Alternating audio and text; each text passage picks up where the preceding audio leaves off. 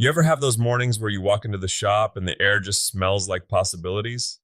Or maybe that's just the mineral spirits I spilled on Friday still evaporating. Anyway, happy Monday, May 25th. We're back in the den. Based on the way you were scrubbing your hands in the break room, I'm leaning toward the mineral spirits. But hey, it's a fresh week. And since it's Monday, we're looking at everything from laser beams to plumbing scholarships. It's a full plate today. We're talking about high-speed aluminum welding, which, let me tell you, is a far cry from the days of me trying to stick weld an old John boat and ending up with more holes than I started with. It looked like a block of Swiss cheese that had given up on life.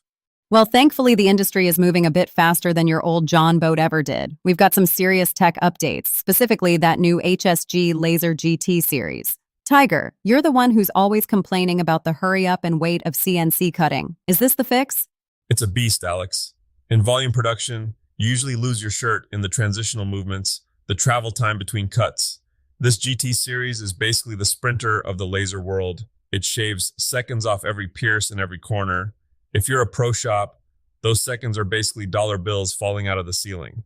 And what about the software side? I saw this Indu Suite Octopus Steps thing. It sounds like something that belongs in a dance studio, not a fabrication floor. I wish it involved more dancing. No, it's a weld sequencing tool. Look, I've spent half my life welding a complex frame only to realize I did it in the wrong order. And now the whole thing is warped 3 degrees to the left like a dog trying to look at a squirrel. This software validates the sequence before you even strike an arc.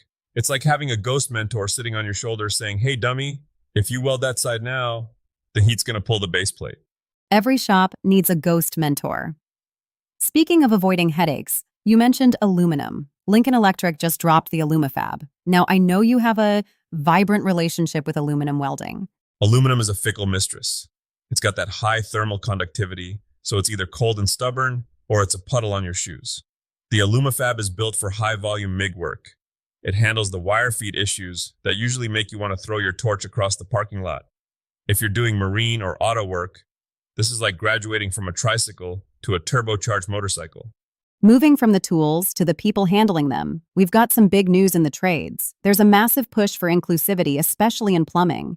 Have you heard about Gemma from Edinburgh? I have. 22 years old, finishing her apprenticeship. It's fantastic. There's this old, dusty idea that plumbing is just, well, what you see in the movies, but it's advanced hydraulics and problem solving.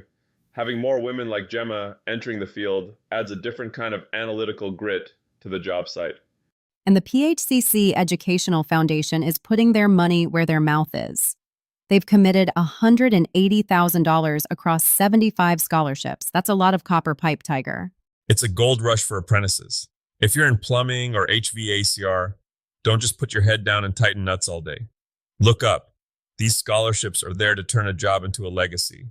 I remember when I started, I thought I knew it all.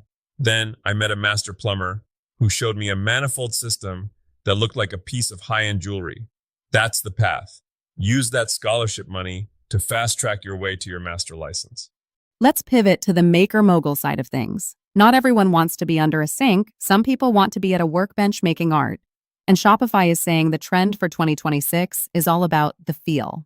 Heavy texture. That's the key word. People are tired of everything being flat and plastic. They want tufted rugs you could lose a cat in, or resin jewelry with so much detail it looks like a trapped galaxy. But the problem these makers face is always the same. How do you actually get someone to hit the buy button? You've been trying to sell those hand-carved spoons for years, Tiger. Hey, those spoons are ergonomic marvels. No, but you're right. The game has changed. You can't just post a blurry photo of your product and hope for the best. You've got to use those Instagram product tags right in the reels. I've seen those. It's the process reel that gets me. I find myself watching someone sand a table for 20 minutes without even realizing it. That's the secret sauce. People aren't just buying a cutting board.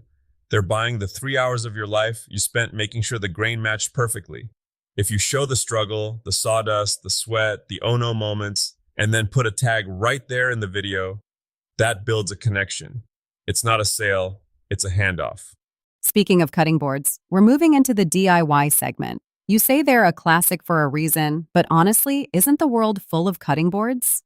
The world is full of cheap cutting boards, but if you build a thick, end-grain walnut and maple board, that's not a kitchen tool. That's an heirloom. It's the perfect weekend project because it teaches you about wood movement and glue-ups.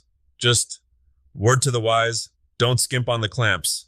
You think you have enough clamps until you're halfway through a glue up and realize the middle is gapping like a 7-year-old's front teeth.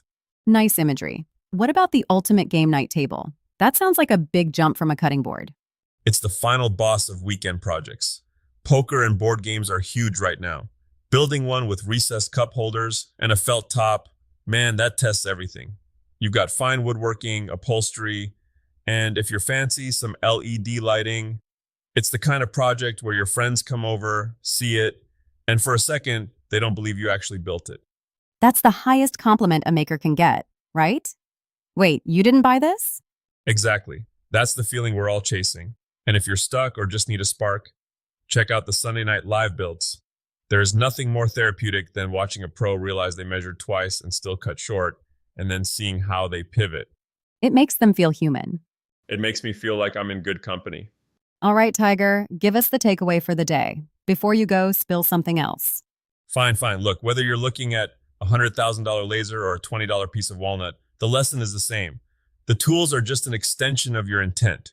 Don't be afraid to be the new person in the room, whether that's applying for a plumbing scholarship or trying your first resin pour. The only way to get that master craftsman title is to spend a few years being the one who makes all the mistakes. Well said. Go out there, make something cool, and maybe tag us so we can see it.